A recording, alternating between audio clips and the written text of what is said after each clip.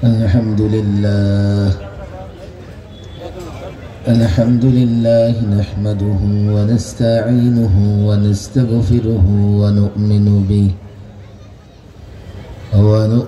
به ونتوكل عليه ونعوذ بالله من شرور أنفسنا ومن سيئات أعمالنا من يهده الله فلا مضل له ومن يضلله فلا هادي له ونشهد أن لا إله إلا الله وحده لا شريك له ونشهد أن محمدًا عبده ورسوله أما بعد فأعوذ بالله من الشيطان الرجيم بسم الله الرحمن الرحيم لولا ينهاهم الربانيون والأحبار عن قولهم الإثم وأكلهم السحت لبئس ما كانوا يصنعون صدق الله مولانا العظيم وصدق رسوله النبي الكريم ونحن على ذلك من الشاهدين والشاكرين والحمد لله رب العالمين ইমাম খতিব ওলামা পরিষদ তেজগাঁও ঢাকার উদ্যোগে আয়োজিত আজকের এই ইসলাহি মাহফিলের মোহতারাম সভাপতি মাওলানা মাহমুদুল হাসান মুমতাজি, খতিব রহিম মেটাল জামি মসজিদ ও সভাপতি ইমাম খতিব ওলামা পরিষদ তেজগাঁও, মাহফিলের প্রধান মেহমান হযরত মাওলানা শাহ সালাহ উদ্দিন নানুপুরি জামাত বারাকাতুহুল আলিয়া, ইমাম খতিব ওলামা পরিষদের সংগ্রামী সাধারণ সম্পাদক, কমিটির দায়িত্বশীল ওলামায়ে কেরাম, তেজগাঁও এলাকার সম্মানিত ইমাম ও খতিব সাহেবগণ, মাদ্রাসা কওমিয়ার ছাত্র ভাইয়েরা, যুবক ভাইয়েরা এবং দিন প্রিয় ইসলাম প্রিয় তাওহীদি জনতা, আল্লাহ তাবারক ওয়া তাআলার বড় দয়া অনুগ্রহ, যিনি ইমাম এবং খতিব, যারা সমাজের সবচাইতে সম্মানিত পার্সন, ব্যক্তিত্ব, ইমাম এবং খতিব এখনো সমাজের ম্যাক্সিমাম লোকেরা যাদেরকে সম্মান করে, বিশ্বাস করে, মহব্বত করে, যাদের পেছনে ইক্তিদা করে, নামাজ আদায় করে, যাদের সঙ্গে মহব্বত রাখাকে বরকত মনে করে, এমন ইমাম এবং খতিবদের উদ্যোগে এই মাহফিল, ইসলাহি মাহফিল অনুষ্ঠিত হচ্ছে। সুতরাং এই মাহফিল সাধারণ কোনো মাহফিলের মতো নয়। যদি বলেন এটা সাধারণ কোনো ওয়াজ মাহফিল, তো আমি বলবো এই যে ইমাম খতিব সাহেবদের সংগঠন আছে, তাদের প্রত্যেকে এমন অনেক ওয়াজ মাহফিলের মেহমান হন, বক্তৃতা করে থাকেন। আজকের এই মাহফিল যদি শুধুমাত্র ওয়াজ এবং দোয়ার মাহফিল হতো, ওনাদের বক্তৃতা করতে দিলেও সপ্তাহ পর্যন্ত মাহফিল চলত। প্রত্যেকেই মসজিদে জুমার খুতবা দিয়ে থাকেন, নানা ইসলামী জলসায় বক্তৃতা করে থাকেন। সুতরাং যারা নিজেরা বক্তা, খতিব, নিজেরা আলেম, তারা যখন কোনো মাহফিলের আয়োজন করেন, নিঃসন্দেহে সেটা কোনো সাধারণ মাহফিল নয়, বরং হাজারো সাধারণ মাহফিল থেকে উত্তম। কথা ঠিক না বেঠিক? সুতরাং আমি অনুরোধ করব, দাঁড়িয়ে থাকা ভাইদের কাছে বিনীত নিবেদন জানাবো, এটা সাধারণ মাহফিল মনে করবেন না। এখানে বসেন সওয়াবের আশায়, এখানে বসেন বরকতের আশায়। সাধারণ মাহফিলের মান এবং সাধারণ মাহফিলের উদ্দেশ্যের তুলনায় এই মাহফিলের মান এবং উদ্দেশ্য অনেকটাই ভিন্ন। আমি অনুরোধ করব, যত দূর মাইকের আওয়াজ যায়, যদিও এটা তেজগাঁও শিল্পাঞ্চল, এখানকার মুসল্লিরা খুবই ব্যস্ত, এখানকার মানুষ সারাদিনই কর্মব্যস্ত সময় পার করে। তারপরেও আশেপাশে দোকানদার ভাইদের কাছে আমার অনুরোধ, রিক্সা চালক থেকে সিএনজি চালক, ড্রাইভার ভাইদের কাছে আমার অনুরোধ, পথচারীদের কাছে আমার অনুরোধ, বাসা বাড়ি মহল্লায় আমার যে যুবক ভাইরা আছেন তাদের কাছে অনুরোধ, তেজগাঁও এই অঞ্চলে শত শত মসজিদ আছে, যত দূর আওয়াজ যাচ্ছে মসজিদের মুসল্লিদের কাছে আমার অনুরোধ, যেহেতু আপনাদের ইমাম, আপনাদের খতিব সাহেবদের উদ্যোগে এই ইসলাহি মাহফিল হচ্ছে, ইমাম এবং খতিবদের মহব্বতে দ্রুত সময় চলে আসে। মাহফিল যে খুব বেশি রাত পর্যন্ত চলবে এমন কিন্তু না। ইতিমধ্যে অনেক বড় বড় ওলামা একরাম বয়ান করে চলে গেছেন।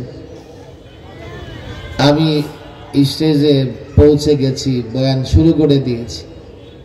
সামান্য সময়ের মধ্যে আবার দেখা যাবে আমারও বয়ান শেষ হয়ে যাবে। যদিও এশার পরের সময়টা একটু বাড়তি ব্যস্ততার সময়। অবশ্য ঢাকা শহরের মানুষ এশার পরপরই খাওয়া দাওয়া করে না। ঢাকায় লোকেরা খেতে খেতে 12টা 1টা পর্যন্ত বাজায়। তবে একটু বিকেল থেকে ব্যস্ততার সময় আমি যুবকদের কাছে অনুরোধ করব, যে যুবক, সাহসী যুবক যারা আছে, সাহসী যুবকদের কাছে আমার অনুরোধ, প্যান্ডেলের ভেতরে চলে আস। ডান দিকে বাচ্চারা দুষ্টামি করতেছে, আওয়াজ করতেছে। স্বেচ্ছাসেবকদের বলবো বাচ্চাদের প্যান্ডেলে বসাই দিতে হবে, না হলে প্রত্যেকের বাসা বাড়ির পথ দেখায় দিতে হবে।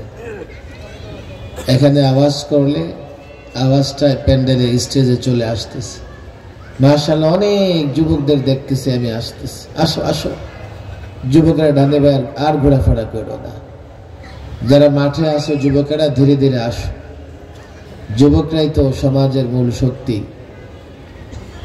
যেহেতু ইমাম এবং খতিব সাহেবদের উদ্যোগে মাহফিল, ইমাম এবং খতিব সাহেবরাও মাঝে মধ্যে জুলুম এবং টর্চারের শিকার হয়, নির্যাতনের শিকার হয়। কথা ঠিক না বেঠে? কেন হয়, কেনই বা তাদের উপরে টর্চার বা প্রেসার ক্রিয়েট করা হয়, মূলত এই বিষয়টা আমাদের কাছে স্পষ্ট। কেউ বলতে পারেন, হুজুর ইমাম খতিব সাহেবরা ওনারাও তো কেউ কেউ উল্টাপাল্টা করেন, বা আমারই বলেন না সরাসরি যে আপনারই তো দোষ আছে। আমি নিজেও যেহেতু খতিবদের সমালোচনা করা হয়, ইমামদের সমালোচনা করা হয়, আবার কখনো ইমামদের যথেষ্ট মর্যাদাও দেওয়া হয়, কিন্তু সামান্য কারণে আবার সে ইমামদের মর্যাদার চাদর কেড়েও নেওয়া হয়। মুসল্লি এবং সাধারণ মুসলমানদের ইমাম এবং খতিবদের সঙ্গে একটা গভীর নিবিড় সম্পর্ক থাকা দরকার। এই সম্পর্কটা কখন থাকবে? যখন প্রত্যেকের অবস্থাটা বুঝবে, জানবে।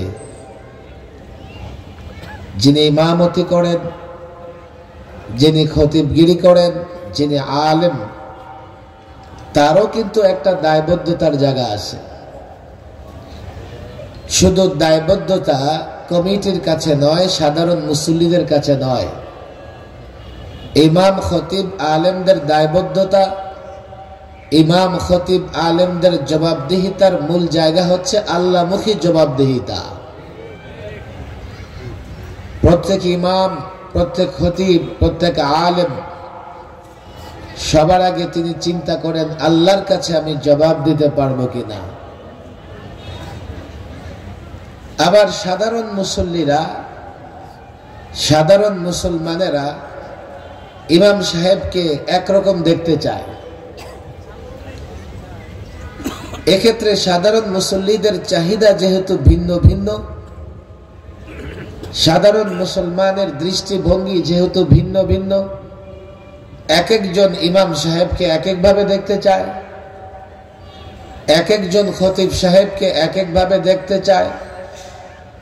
কিন্তু ইমাম খতিবের যখন সমালোচনা হয় তো কমন একটা গালাগালি সবাই দেয়। একটু উল্টাপাল্টা করলেই, তাদের নিজেদের দৃষ্টিভঙ্গি ভিন্ন হলেও ইমাম সাহেবকে লক্ষ্য করে তারা একটা কমন ডায়ালগ দিয়ে থাকে, কমন কথা বলে থাকে। সেটা কি? ইমাম সাহেব রাজনীতি শুরু করছে। কথা ঠিক না বেঠি? ইমাম এবং খতিব আলেমের কোন কাজ পছন্দ না হলেই আমরা একটা কমন কথা বলি যে ইমাম রাজনীতি শুরু করছে।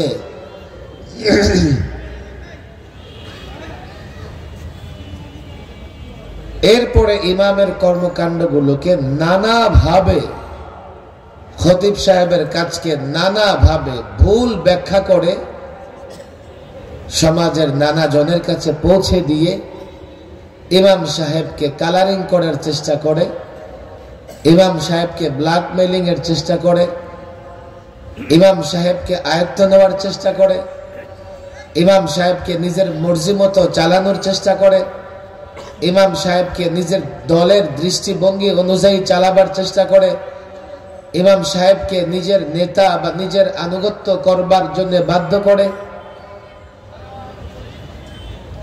অথচ ইমাম এবং খতিবের আল্লাহমুখী জবাবদিহিতার যে জায়গা, দায়বদ্ধতার জায়গা, এটা আমরা বুঝতেই চেষ্টা করি না। আমার আলোচনা একটু কঠিন মনে হতে পারে। আমি মনে করি যেহেতু এই আয়োজন ইমাম খতিবদের উদ্যোগে, সেহেতু ইমাম খতিব এবং মুসল্লিদের মধ্যে একটা বোঝাপড়া দরকার আছে, সমঝোতা দরকার আছে। আর সমঝোতা তখনই হয় যখন উভয় পক্ষ ছাড় দিতে পারে। আপনি যদি ইমাম সাহেবকে ছাড় দেন, ইমাম সাহেব যদি আপনাকে ছাড় দেয়, উভয় ছাড়ের মাধ্যমে একটা সমঝোতা হবে। কিন্তু ইমাম যেহেতু আল্লাহর কাছে জবাব দিবেন আগে, এই চিন্তা উনি আগে করে থাকেন, উনি আল্লাহর বিধানের বাইরে গিয়ে কোথাও ছাড় দিতে পারবে। আপনি যদি এমন বিষয়ে ছাড় চান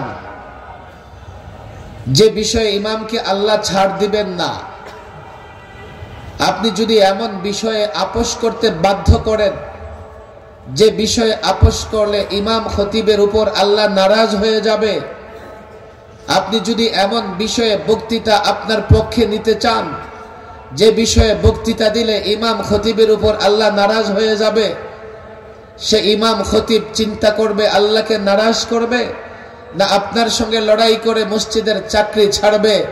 সত্যিকার অর্থে একজন ইমাম এবং একজন আলেম, একজন খতিব আল্লাহকে সন্তুষ্ট রাখবে, মসজিদ ছেড়ে বাড়ি চলে যাবে। ইমাম এবং খতিবদের দায় দায়িত্ব সম্পর্কেও আমরা খবর রাখি না। মোল্লার দৌড় মসজিদ পর্যন্ত। আপনার কাজ কি হুজুর? আজান দিবেন, নামাজ পড়বেন, একেবারে সোজা হয়ে চলবেন।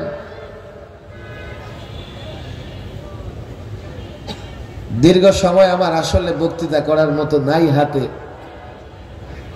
মূলত মাগরিবের পরে বয়ান করব ভাবছিলাম। আমাদের জামিয়া লালবাগ জামিয়ার ছাত্র, এই সংগঠনের সাধারণ সম্পাদক মহাসচিব হুট করে আমাকে দুদিন আগে বললেন যে হুজুর এশার পরে বয়ান করতে হবে। পরে আমাকে শিডিউল পরিবর্তন করতে হয়েছে। এশার পরে বয়ান করার কথা উত্তরা, এরপরে সর্বশেষ টঙ্গীতে একটা ছাত্রদের প্রোগ্রাম আছে। আমি এশার পরে তো বসছি, তবে লম্বা আলোচনা আমি করতে পারবো না। আমি আবারও অনুরোধ করতেছি, মাঠে আমার যুবক ভাইয়েরা, পাওয়ারফুল যুবকদের বলি, সাহসী যুবক যারা আসো, আসো আসো, আর ঘোরাফেরা করো না। তোমাদের সামনে ঘোরাফেরা করতে দেখলে কষ্ট লাগে। একজন যুবকও হিম্মত সাহস বলা মাঠে বা রাস্তায় ঘোরাফেরা করবে না। আসো, যতক্ষণ পারো বসে বসে আলোচনা শোনো। কোরআনুল কারীমের একটা আয়াত আমি তেলাওয়াত করেছি। ওলামা একরাম, ইমাম সাহেব, খতিব সাহেবরা আসেন। আয়াতের উপরে বিস্তারিত ব্যাখ্যা তাফসিরে আমি যাব না।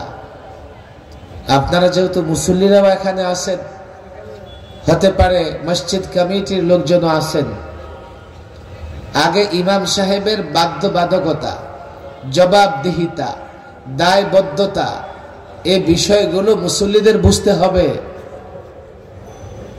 এমন কোন বিষয় যদি আসে, ইমাম সে বিষয়ে আল্লাহর কাছে জবাব দিবেন।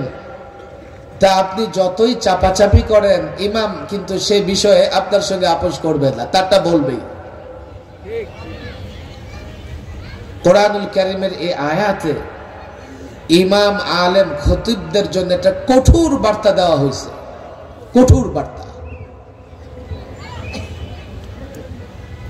আয়াত বলে দিচ্ছি, মন চাইলে তাফসির দেখে নেবেন। মূলত এই আয়াতে আল্লাহ তাবারক ওয়া তাআলা ইহুদি আলেমদের সমালোচনা করে উম্মতে মুহাম্মাদি এর আলেম, এর খতিব, ইমামদের কঠোর বার্তা দিয়েছেন। লাউলা ইয়ানহাহুমুর রাব্বানিয়ুনা ওয়াল আহবার, আরে আল্লাহ ওয়ালা আলেম, পীর, বুজুর্গ, তারা তাদের জাতিকে কেন নিষেধ করে না? কেন কেন? রাব্বানিয়ুনা ওয়াল আহবার, এই রাব্বানিয়ুন ওয়াল আহবারের মধ্যে ইমাম, খতিব, আলেম, পীর, বুজুর্গ, দরবেশ সবার কথাই আছে। তারা তাদের জাতিকে কেন নিষেধ করে না? লাউলা ইয়ানহাহুম, লাউলা ইয়ানহাহুম, তাদের জাতিকে কেন নিষেধ করে না? কোত্থেকে নিষেধ করে না? আন কওলিহিমুল ইসম ওয়া আকলিহিমুস সুহত, দুইটা বিষয়ের কথা আনা হয়েছে। আন কওলিহিমুল ইসম ওয়া আকলিহিমুস সুহত, মিথ্যা কথা থেকে এবং সুদ গ্রহণ করা থেকে, অবৈধ উপার্জন থেকে। মিথ্যা কথা আর অবৈধ উপার্জন। আলেম, খতিব, পীর সাহেবরা কেন এই জাতিকে মিথ্যা কথা এবং অবৈধ উপার্জন থেকে নিষেধ করে না? কেন করে না? আপনাদের মনে হতে পারে হুজুর শুধু দুটা বিষয় থেকে নিষেধ করলেই হবে। আপনি খেয়াল করে দেখেন, দুনিয়ার অন্যায়, গর্হিত কাজ, অবৈধ কাজ, হারাম কাজ সব চলে এসেছে দুইটার মধ্যে। সেখানে মিথ্যা আছে এবং সেখানে হারাম উপার্জনের ইচ্ছা আছে। সমস্ত অবৈধ কাজ, সমস্ত হারাম কাজের পেছনে মিথ্যা নিঃসন্দেহে কাজ করে এবং সেখানে অবৈধভাবে উপার্জন করার একটা ইচ্ছা থাকে। সেটা পীর মুরিদের মধ্যে মিথ্যা হোক, ইমাম খতিবের মধ্যে মিথ্যা হোক, রাজনৈতিক নেতাদের ভেতরে মিথ্যা হোক, পরবর্তীতে অবৈধ উপার্জনের একটা ইচ্ছাই তাকে মিথ্যা এবং অসৎ উদ্দেশ্যে কাজ করতে বাধ্য করে। এই দুইটা থেকে যদি জাতিকে নিষেধ করা যায়, এক, মিথ্যে বলা যাবে না, দুই, অবৈধ উপার্জন করা যাবে না, অবৈধ হারাম ভক্ষণ করা যাবে না, এই জাতির শতভাগ হারাম এবং অবৈধ কাজ বন্ধ হয়ে যাবে। মিথ্যাকে কাজে লাগাই অফিসার সাহেব, মিথ্যাকে কাজে লাগাই নেতা সাহেব, যত ধরনের অবৈধ কাজ আছে সমস্ত অবৈধ কাজ করতে থাকে।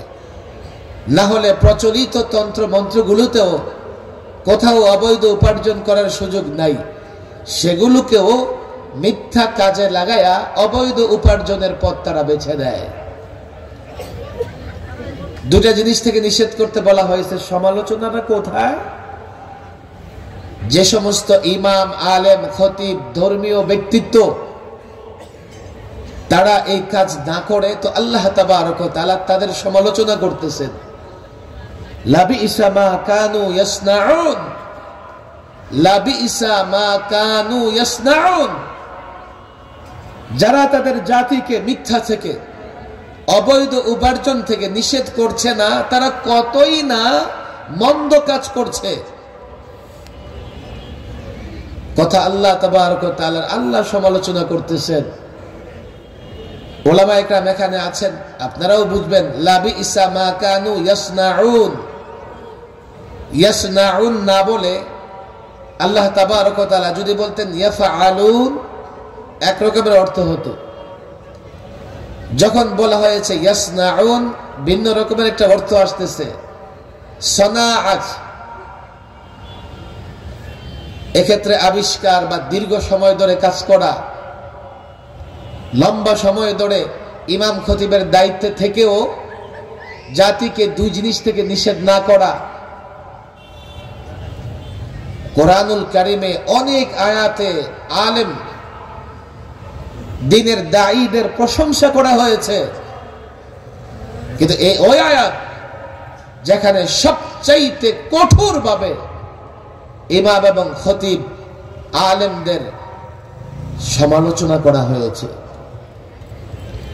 ওই ইমাম এবং খতিব যারা তাদের জাতিকে সমস্ত হারাম অবৈধ কাজ, কেননা মিথ্যা এবং অবৈধ বক্ষণ দ্বারা সমস্ত হারাম কাজকে বোঝানো হয়েছে। এবার দেখেন ইমাম সাহেব কি চিন্তা করে, আমি যদি জাতির সামনে, আমি যদি জাতিকে মিথ্যা অবৈধ কাজ থেকে বিরত রাখবার জন্য কথা না বলি, তো আল্লাহ এই আয়াতে যাদের সমালোচনা করেছেন আমি তাদের অন্তর্ভুক্ত হয়ে যাব। খেয়াল করেন, আমরা যে মাঝে মধ্যে একটু নারাজ হই, চিৎকার করে কথা বলি, মাঠে ময়দানে মিছিল মিটিং করি, আপনারা তো মনে করবেন মৌলভী সাহেবদের কোনো কাজ নাই। আমরা তো ভয় পেয়ে যাই, যা হচ্ছে অবৈধ কাজ, কোরআন সুন্নাহ বিরোধী কাজ, আমরা ভয় পেয়ে যাই। যদি আমরা জাতিকে নিষেধ না করি, না জানি আমরা সমালোচিত হয়ে আল্লাহ তাবারক ওয়া তাআলা আমাদের উপর অসন্তুষ্ট হয়ে যান কিনা।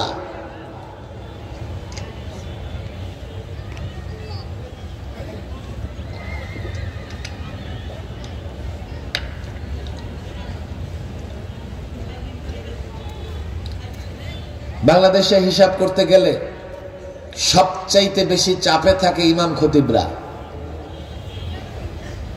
এদেশে সেকেন্ড আর মিনিটের কাটা ধরে কিচ্ছু হয় না, চলে না। ইমাম সাহেবের নামাজ যদি একটার সময় হয়, কোনোভাবে সেকেন্ডের কাটাটা ঘুরে যদি 5 সেকেন্ড ওদিকে যায়, আর ইমাম সাহেবকে মুসল্লিরা মসজিদে না দেখে, তখন পারে না ইমাম সাহেবকে কামরা থেকে ধরে নিয়ে আসে, বড় বড় চোখ করে দেখতে থাকে। আমি বলি না যে ইমামদের দেরি করে আসা দরকার, টাইম মতোই আসবে। মাঝে মধ্যে হয় এমন, ইমাম সাহেবরা পবিত্রতার বেলায় কোনো আপোষ করতে পারে না। পবিত্রতা অর্জন, ইস্তেঞ্জা করা, ওযু করা, এই কাজগুলো ইমাম সাহেবরা বড় যত্ন সহকারে করে থাকেন। কেন? ইমামের পেছনে শত শত মুসল্লি ইক্তেদা করে, কোনোভাবে ওনার পবিত্রতা অর্জনে ত্রুটি হলে এই সমস্ত মুসল্লিদের দায় ইমামের নিতে হবে। নামাজে দাঁড়ায় সূরা কেরাত ভুল হলে সাজদায় সু করতে পারবে, ইমাম সাহেব ইস্তেঞ্জাখানায় গেছে, ইস্তেঞ্জা ভালো করে করতে পারে না, নামাজে দাঁড়ায় গেছে, এটার তো সাজদায় সু নাই। আপনারা তো খবর রাখেন না, ফজরের নামাজ যে ইমামের পেছনে পড়েন, ইমামের যদি কোনোভাবে রাত 2টার পরে ঘুম ভেঙে যায় আর তার ভয়ে চোখ লাগে না, কারণ ভয়ে সে ভয় পাইতে থাকে, যদি ঘুমাইয়ে যাই, সময় মতো না উঠতে পারি, বড় সমস্যা। আবার উঠে দৌড়ে তো মসজিদে যাওয়া যায় না, ইস্তেঞ্জা উযু করে নিজেকে রিফ্রেশ করা লাগে। পৃথিবীর সবচাইতে টাইম মতো যদি দায়িত্ব পালন করে থাকেন ইমাম খতিব সাহেবরা করেন। আমি নিজেও অন্তত 1.5 যুগ ধরে জুমার নামাজ পড়াই, আর যাই হোক দাঁড়ানোর সময়টাতে আমি 1 মিনিট এদিক সেদিক করি না, 1:30টায় দাঁড়াই, খুতবা সংক্ষিপ্ত করি, বয়ান সংক্ষিপ্ত করি, কিন্তু যখনই ঘড়ির কাঁটায় 1:30 মিনিট আমি দাঁড়িয়ে যাবার চেষ্টা করি। মুসল্লিরা মানসিকভাবে একটা প্রস্তুতি নিয়ে আসে, 1:30টায় নামাজ পড়বো, তাড়াতাড়ি বের হবো, তাড়াতাড়ি এই সেই করব। কখনো কথা লম্বা বলা লাগে, কখনো খুতবা একটু লম্বা হয়, কিন্তু মুসল্লিরা আপসহীন, ইমাম সাহেবকে ছাড় দিতে রাজি না। এত কঠোর এবং কঠিন দায়িত্ব ইমামরা পালন করেন, এসবের ভেতরে ইমাম খেয়াল রাখেন আল্লাহ যাতে আমার উপর নারাজ না হয়ে যায়। আলেম মনে করেন আল্লাহকে নারাজ করলে দুনিয়া আখিরাত বরবাদ হয়ে যাবে। আলহামদুলিল্লাহ, আমি রেকর্ড হচ্ছে, আমিও ছোট্ট একটা খতিবগিরি করি, আমিও জানি যে সব মুসল্লিরা আমার সব কথা শুনতে প্রস্তুত না, কিন্তু আমি বেচারা বাধ্য, আমি কি করব না বলে। যখনই যে বিষয়ে সাধারণ মানুষের ঈমান আমল হেফাজতের প্রয়োজন হয়েছে, আমি খতিবগিরি থাকতে হবে, রাখতে হবে এমন প্রয়োজন অনুভব করি নাই। শেষ জুমা নিয়ত করে মসজিদে প্রবেশ করে সাধারণ মুসল্লিদের যা দরকার আল্লাহ যাতে নারাজ হয় তা যথাযথ বলবার চেষ্টা করেছি। সমালোচনা হয়েছে, হোক। আমি ইমাম এবং খতিব সাহেবদের বলবো, আছে কিছু ইমাম এবং খতিব সাহেবগণ ভয় পেয়ে যায়। আপনি মানুষকে ভয় পেয়ে সত্য উচ্চারণ করলেন না, মিথ্যা থেকে মুসল্লিদের বিরত রাখলেন না, আপনি অবৈধ উপার্জন থেকে জাতিকে সতর্ক করলেন না। মুসল্লি নারাজ হবে, কমিটি নারাজ হবে, একবারও কি চিন্তা করলেন না আল্লাহ নারাজ হয়ে গেলে আপনার কি হবে? আল্লাহ নারাজ হয়ে গেলে আল্লাহর কাছে কি জবাব দিবেন? আমি মুসল্লিদের সমঝোতার কথা বলতে এটাই বলতে চাই, দ্বীনের প্রয়োজনে, ইসলামের প্রয়োজনে, কোরআন সুন্নায় যা কিছু আছে, টোটাল ইসলাম, কমপ্লিট ইসলাম, পূর্ণাঙ্গ ইসলাম নিয়ে যদি ইমাম এবং খতিব সাহেব কোনো কথা বলেন, সেটা আমি ব্যক্তি মুসল্লি, আমার নেতা, আমার দল, আমার দৃষ্টিভঙ্গির বিরুদ্ধে গেলেও আমার প্রতিবাদ করার কোনো সুযোগ নাই। এখানে ইমাম সাহেব খতিব সাহেবরা নিরীহ। খতিব সাহেব ওয়াজ করেছে, পর্দার ওয়াজ, পরদিন নোটিশ এসে গেছে আপনার চাকরি শেষ। ঘটনা কি? কমিটির অমুক ব্যক্তি, তার ঘরের লোকেরা তো পর্দা করে না, উনি মনে করতেছে আপনি ওনার বিরুদ্ধে বক্তৃতা করছেন, যান আপনার চাকরি নট। আমাদের মসজিদ, আমরা আরেক খতিব রেখে নিব, আপনি চলে যান। মসজিদ কমিটির এটা একটা সমস্যা। মসজিদ কখনো ব্যক্তি বা নিজের হয় না, যারা দায়িত্ব পালন করবেন।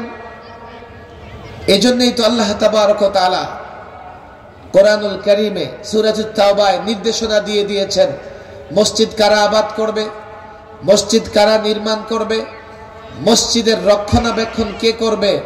ইন্নামা ইয়া'মুরু মাসাজিদাল্লাহ মান আমানা বিল্লাহি ওয়াল ইয়াউমিল আখির ওয়া আকামাস সালাহ ওয়া আতাজ যাকাহ ওয়া লাম ইয়াখশা ইল্লাল্লাহ।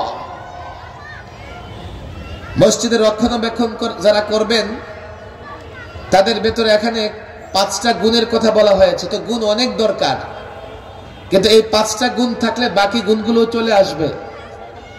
মসজিদ যারা ইয়া'মুরু মাসাজিদাল্লাহ, মসজিদ আবাদ করবে, মসজিদ রক্ষণাবেক্ষণ যারা করবে তাদের এখানে 5টা গুণ থাকতে হবে। এক মান আমানা বিল্লাহ, আল্লাহর উপরে ঈমান, ওয়া বিল ইয়াউমিল আখির, আখিরাতের উপর ঈমান থাকতে হবে, ওয়া আকামাস সালাহ, নামাজ আদায় করতে হবে, ওয়া আতাজ যাকাহ, যাকাত দিতে হবে। 5 নাম্বার ওয়ালাম ইয়াখশা ইল্লাল্লাহ, আল্লাহ ছাড়া আর কাউকে ভয় পাওয়া যাবে। দীর্ঘ আলোচনা হবে না। দেখেন, আমরা আল্লাহ ছাড়া অন্যকে ভয় পাই কি পাই না? মানুষের স্বভাবজাত বিষয় এটা। সাপ দেখলে ভয় পাই কি পাই না? জালেম দেখলে ভয় পাই কি পাই না? চোর, ছিনতাইকারী, ডাকাত দেখলে ভয় পাই কি পাই না?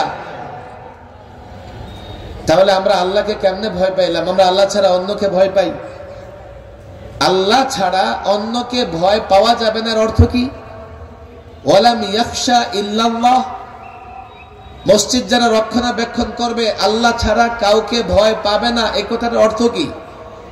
এই কথাটার অর্থ হচ্ছে আল্লাহর বিধান পালন করতে গিয়ে মানুষের স্বাভাবিক স্বভাবজাত কারো না কারো ভয় তার ভিতরে থাকতে পারে।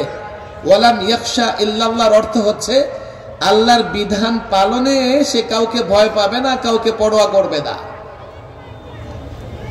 স্বাভাবিকভাবে ভয় থাকতেই পারে, কিন্তু আল্লাহর বিধান যখন পালনের সময় আসবে আল্লাহর বিধানটাই পালন করতে হবে। অন্য কারো ভয়ে আল্লাহর বিধান পালন করা থেকে বিরত থাকা যাবে। আমি এমনিতে আয়াত চলে আসছে বলে ফেললাম। আমি আপনাদের কাছে বলি, দেখেন, আপনারা আমাদের বাধ্যবাধকতার জায়গা বুঝেন না। কথা বলতে থাকলে ঘন্টার পর ঘন্টা চলে যাবে। মাওলানা উপস্থাপক বলেছেন, আমি গত 16 বছর, এর আগের কথা বাদই দিলাম, 3বার সরকারি মেহমান ছিলাম। প্রথমবার যখন 2011-তে সরকারি মেহমান হই, আমি যুবকদের বলি, তোমরা আমার কথাটা বোঝার চেষ্টা করো। তোমরা যখন আমাদের বিরোধিতা করো খুব কষ্ট লাগে। বলবেন কেন? আরে তোমাদের ঈমান হেফাজতের জন্যই তো আমরা কাজ করি, যাতে তোমাদের ঈমান হেফাজত থাকে, তোমরা যাতে সঠিকভাবে দ্বীনের আমল করতে পারো। কিন্তু তোমরা দল এবং নেতার মহব্বতে আমাদের বিরুদ্ধে, ইমাম খতিবের বিরুদ্ধে স্লোগান দাও।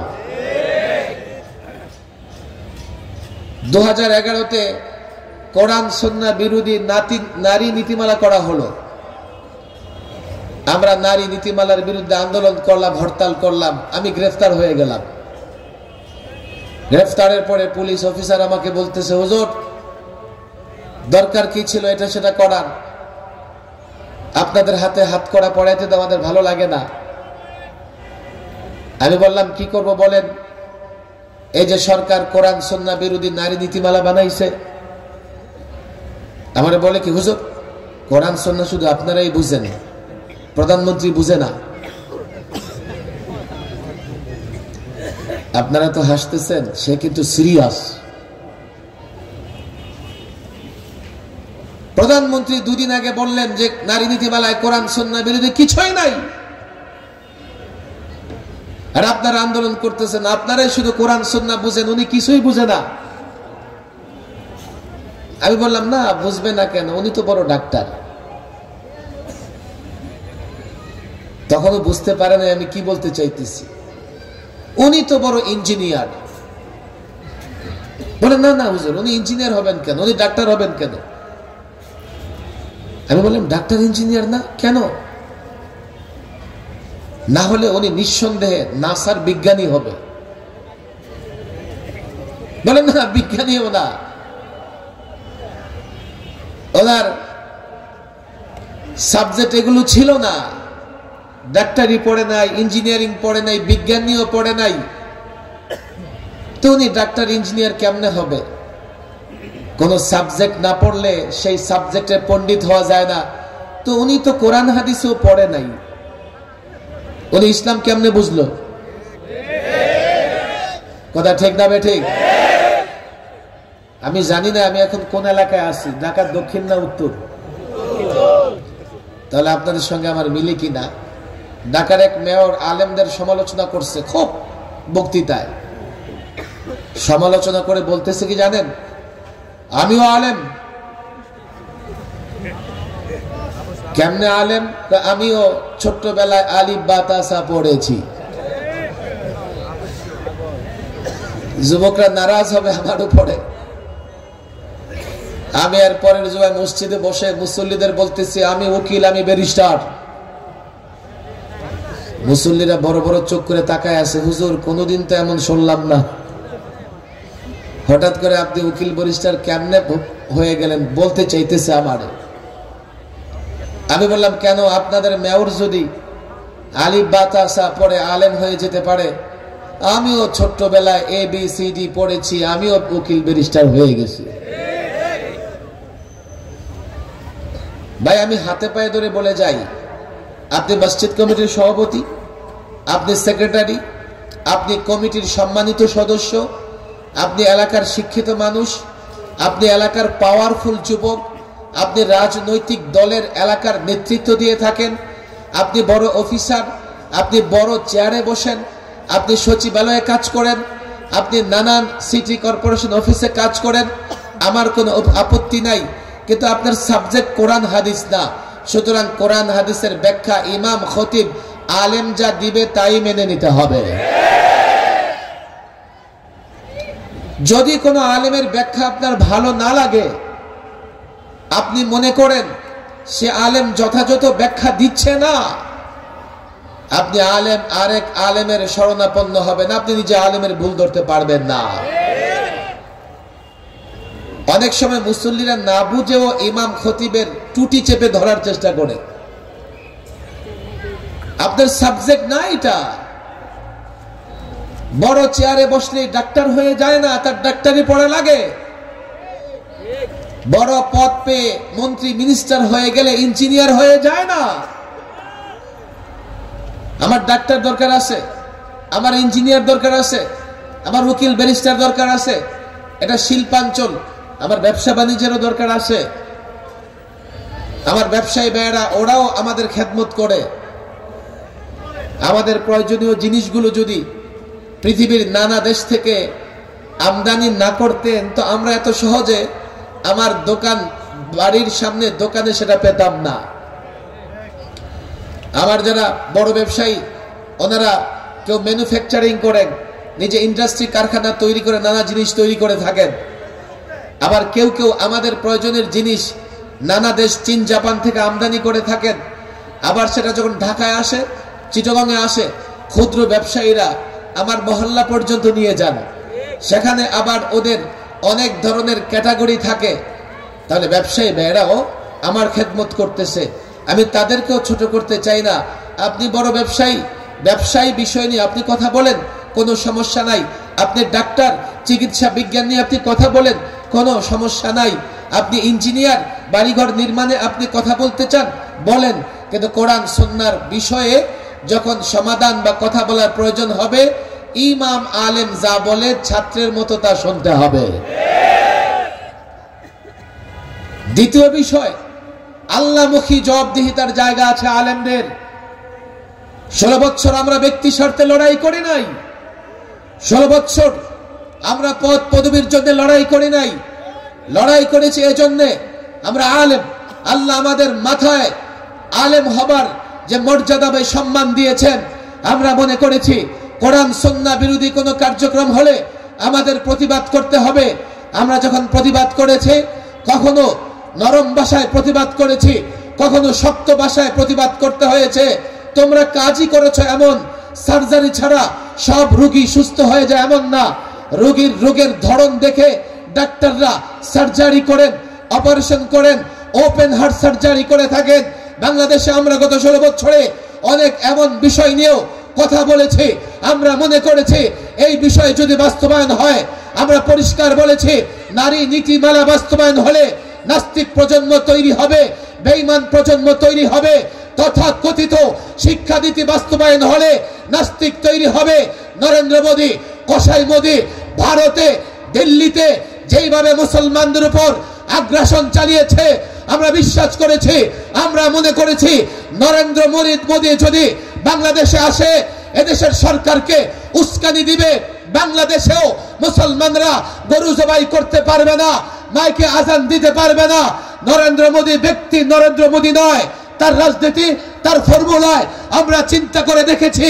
ভারতে মুসলমান নিধনের চক্রান্ত যা করছে, বাংলাদেশে হাসিনার মাধ্যমে তা বাস্তবায়ন করে কিনা, এজন্যই আমরা নরেন্দ্র মোদীর বিরোধিতা করেছি। এই মুসলমান হাজারো মসজিদ শহীদ করা হয়েছে, বাবরি মসজিদ শহীদ করে রাম মন্দির বানানো হয়েছে। আমি নিজে ক্যালকাটায় এমন মসজিদে নামাজ পড়েছি যার অর্ধেকটাই মন্দির। বাংলাদেশে দেখো কোন মন্দিরের অর্ধেক থেকে মসজিদ বানানো হয় না, মন্দির ভেঙে মসজিদ বানানো হয় না। আমরা মনে করেছি 21 সালে নরেন্দ্র মোদী যদি তার অদূরবর চিন্তা বাংলাদেশে একটা অবৈধ সরকারের মাধ্যমে বাস্তবায়ন করতে চায়, এই বাংলাদেশে সংখ্যালঘুরা রাজত্ব করবে আর মুসলমান নির্যাতিত হবে। এজন্যই ভারতের বিরুদ্ধে নয়, নরেন্দ্র মোদীর বিরুদ্ধে আমরা স্লোগান তুলেছি। আল্লাহর ভয়ে দেশের মানুষের ঈমান হেফাজত করবার জন্য তোমরা জুলুম করেছো, আমরা দেশে আছি, তোমরা থাকতে পারো না।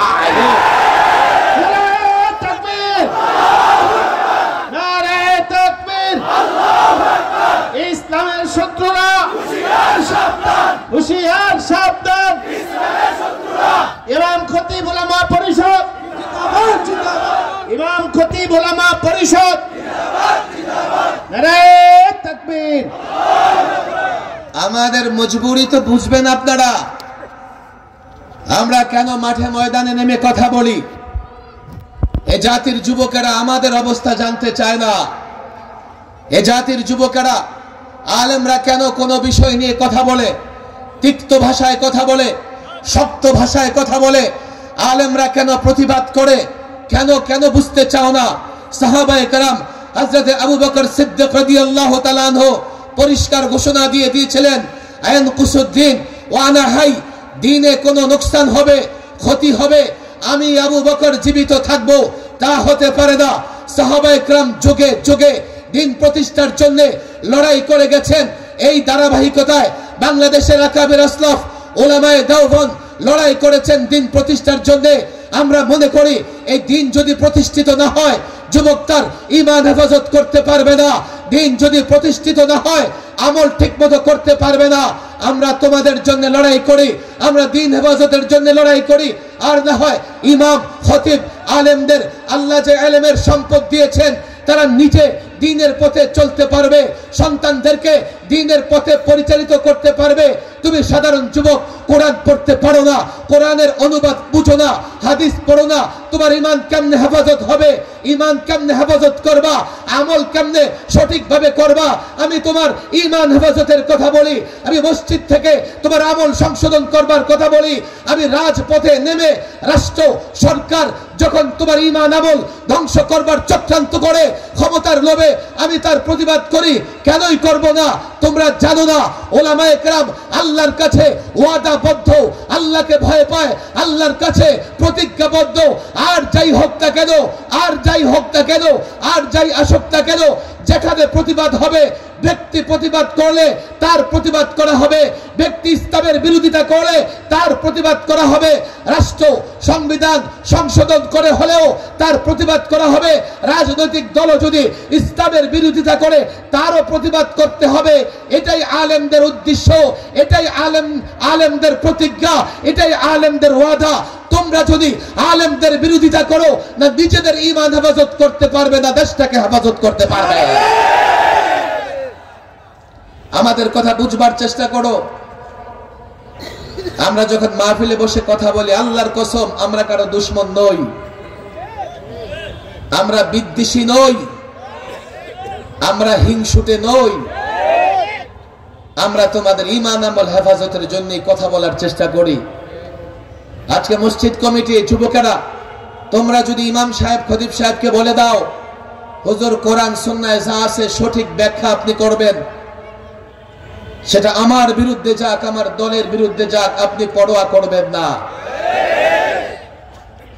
আপনি বলেন আমাকে আপনি খতিব নিয়োগ দিয়েছেন, আমি মসজিদের মিম্বরে বসে যদি আপনার ইচ্ছা মতো কথা বলি, তো ঈমানটা থাপথারি নষ্ট হবে।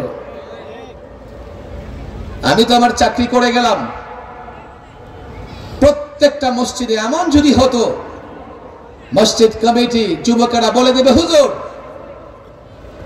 সেক্ষেত্রে ইমাম এবং খতিব সাহেবদেরও সতর্ক থাকতে হবে, যাতে কোনো বক্তব্য বিদ্বেষমূলক না হয়, যাতে তাদের বক্তব্য যুবকদের কল্যাণে হয়। যুবকদের কল্যাণকামী হয়ে বক্তৃতা করতে হবে, মুসল্লিদের কল্যাণকামী হয়ে বক্তৃতা করতে হবে, কিন্তু মুসল্লিদের সন্তুষ্ট রক্ষায় আল্লাহকে অসন্তুষ্ট করা যাবে না। এটাই হচ্ছে ইমাম খতিবদের একটা দায়বদ্ধতার জায়গা। তেজগাঁও ইমাম খতিব সাহেবদের কাছে আমার অনুরোধ, আমরা যদি প্রত্যেকটা মিম্বার, প্রত্যেকটা মসজিদকে সত্যিকার অর্থেই ইসলামের আলো দিয়ে আলোকিত করতে পারি, ইসলামের আলো দিয়ে ভরে দিতে পারি, ইসলামের আলো মানে ইসলামের জ্ঞান, কোরআন সুন্নাহর জ্ঞান প্রজ্বলিত করতে পারি প্রত্যেকটা মসজিদে, আমার বিশ্বাস এই সমাজের অপরাধ 50% এই কারণেই কমে যাবে। আজকে একজন নেতা বলছিলেন, বাংলাদেশে এত মসজিদ আছে, দুর্নীতি বন্ধ হয় না কেন? আমি বলি, তোমরা তো আগামীতে ক্ষমতায় যাবা, তোমাদের নেতাদের বলে দাও, ইমাম সাহেব যদি দুর্নীতির বিরুদ্ধে কথা বলে তার চাকরি খাওয়া যাবে না। তোমাদের তো সেই হিম্মত সাহস নেই, বলতে পারবে না, কেননা তোমাদের লোকজনও দু চারটা এমন করতেছে অলরেডি। 2, দুর্নীতির বিরুদ্ধে ওয়াজ করবে ইমাম খতিব সাহেবরা, কিন্তু দুর্নীতি মুক্ত করবার জন্য সবার আগে দুদককে দুর্নীতি মুক্ত করতে হবে। এমপি, মন্ত্রী, মিনিস্টার সৎ এবং যোগ্য ব্যক্তিকে দিতে হবে, তারা যাতে আইনের শাসন বাস্তবায়ন করতে পারে। শুধু ইমামের নসিহত আর মিষ্টি কথায় দুর্নীতি বন্ধ হবে না। নসিহত লাগবে, ইমাম সাহেবরা নসিহত করবেন, পাশাপাশি আইনেরও যথাযথ প্রয়োগ করতে হবে। আপনারা বলেন, আমি তাদের বলি, ইমাম এবং খতিব সাহেবরা মুক্ত মনে কোরআন এবং সুন্নাহর কথা যদি বলতে পারে, সমাজের 50% অপরাধ হ্রাস পাবে, কমে আসবে। এজন্য আমি মুসল্লি ভাইদের বলি, ইমাম সাহেবদেরও বলি, খতিব সাহেবদের বলি, আগে মুসল্লিদের বুঝাবেন, আমি আপনাদের কল্যাণকামী খায়ের খা কোরআন সুন্নাহ থেকে যত কথা বলি, এগুলো আপনারা যথাযথভাবে শুনবার চেষ্টা করবেন। আমি কাউকে মানতে বাধ্য করতে পারবো না। ওয়াকি কোনো আলেম, কোনো ইমাম খতিব কাউকে বাধ্য করতে পারে না, শুধু তিনি তার কথাগুলো বলতে পারেন। ইমাম খতিব যাতে সত্যিকার অর্থে কোরআন সুন্নাহর ব্যাখ্যা দিতে পারে। যদি কোথাও মনে করেন ব্যত্যয় হচ্ছে, এলাকার অন্য আলেমদের পরামর্শ নেবেন, আলেমদেরকে দায়িত্ব দেবেন, আমাদের খতিব এই বলতেছে, আপনি এটাকে সংশোধন করে দেন। আলেম ওলামাদের বিচারের দায়িত্ব সাধারণ মানুষ কোনোদিন নিজ হাতে তুলে নিতে পারে না, কারণ সে জানে না আলেম ওলামাদের বাধ্যবাধকতার জায়গা কোথায়। আল্লাহ তাবারক ওয়া তাআলা, মাহফিল চলছে, চলবে, আমি মাযরাত পেশ করতেছি, আমি দুঃখ পেশ করতেছি, যেহেতু সব জায়গায় আমার যাওয়ার ওয়াদা আছে, আর না গেলে দেখবেন যে মাহফিল শেষে যারা ফিরবে 2টা করে গালি দিলে কয়েক হাজার গালি আমার কপালে আসবে। মাশাআল্লাহ, আপনারা এই তেজগাঁওয়ের ইমাম মুসল্লি সাহেবদের বড় সুন্দর প্রোগ্রাম, ভরপুর প্রোগ্রাম। আমি চেষ্টা করবো ইনশাআল্লাহ আগামীতে যদি হয় সুযোগ, যথাসময় এসে আপনাদের সঙ্গে কথা বলার। আর আপনারা ওয়াদা করেন এই ইমাম খতিব সাহেবরা এই প্রোগ্রাম যখন চালিয়ে যাবেন আপনারা সহযোগিতা করবেন তো ইনশাআল্লাহ? কে কে সহযোগিতা করবেন? লম্বা করে হাত। সহযোগিতা করবো তো ইনশাআল্লাহ? বড় সহযোগিতা হবে যখনই মাহফিল করবে, আসবো তো ইনশাআল্লাহ? আসবো তো ইনশাআল্লাহ? এবং ইমাম খতিব সাহেবরা সারা বৎসর যে ধরনের কর্মসূচি হাতে নেয়, সেটা মসজিদ ভিত্তিক বয়স্কদের কোরআন শিক্ষা দেওয়া হতে পারে না, সুন্নত মোতাবেক নামাজ শিক্ষা দেওয়া, এগুলোতে আমরা ইমাম খতিবদের সহযোগিতা করে তাদের এই প্রোগ্রাম, তাদের কর্মসূচি সফল করব। আল্লাহ তাবারক ওয়া তাআলা তৌফিক দান করুন। ওয়া মা তাওফীকি ইল্লা বিল্লাহ ওয়া মা আলাইনা ইল্লা